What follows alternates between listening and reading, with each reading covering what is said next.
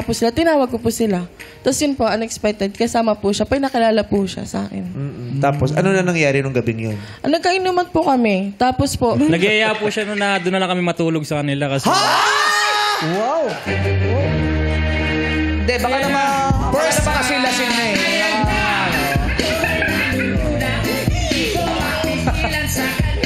Pala, Laika. Yes. Grabe! Bago kanya niyaya na matulog dun sa bahay, nakailang bote na kayo nun? Mga pito yata yun. Pito? 8. Kaya naman nag-aya na si Laika. Oo. Nagyaya po kasi ako nun, syempre kasama ko yung mga kaibigan ko, concerned po ako sa kanila. Syempre ayoko So po... lahat Sa lahat natulog? po. Lahat po kami magkakatabi po kami sa isang kama. Syempre po, Sa bahay nyo. sa bahay po namin.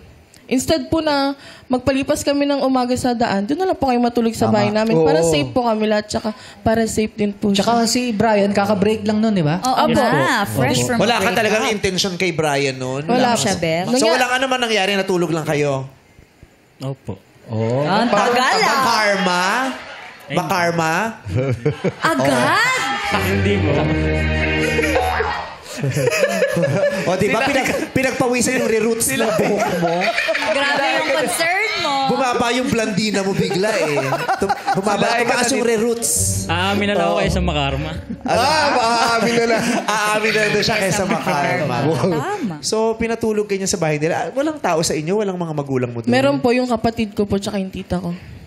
Okay lang sa kanila na nag-uwi ka ng barkada. Ang laki Opo. siguro ng bahay nyo. Sakto lang po. So, first time mo natulog sa kanila, anong namuo? Wala naman. Magkatabi lang kami. Oh. Tapos niyakap ko siya. Niyakap mo siya. Opo. Tulog na yung mga kasama nyo nung niyakap mo siya? Opo. Opo. 6 kayo. Bukod sa inyo daw, may 4 pa. Yes po.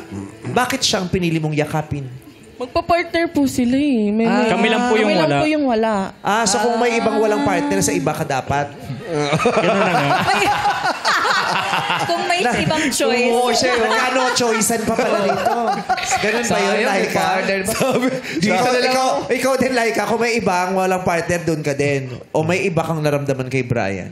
May iba po akong naramdaman sa kanya. Brian. Ang ulo mo sa una.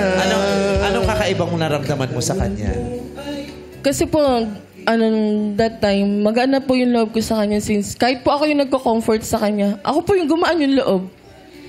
Kasi po, siya lang po yung nakausap ko ng gano'n na, ay, may ganong Ay, story may pala. pinagdadaanan kasi siya. Kasi Iwan na yun yung kaka-break sa'yo. up niya lang po sa ex niya. Nag-open siya sa'yo. Opo. So, nung nagkatabi kayo, nagkayakapan, pagkatapos nung gabing yon, may relasyon na kayo agad? Wala po. Wala pa po. Ano lang? Pero nagyakap eh. Pero tinanong ko po siya nung gabi na yun, pagkakiss ko sa kanya sa noo, tinanong ko siya kung... Sabi mo, yakap lang ang una.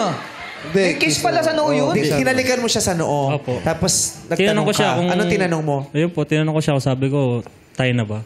Hindi siya night? nagsalita. That Opo. night, coming from a breakup. Oo. Hindi naman siya nagsalita. Tapos mga ilang araw. Bakit di ka nagsalita? Siyempre po, ang bilis. Wow! Sabi mo, ang bilis. Bilis naman.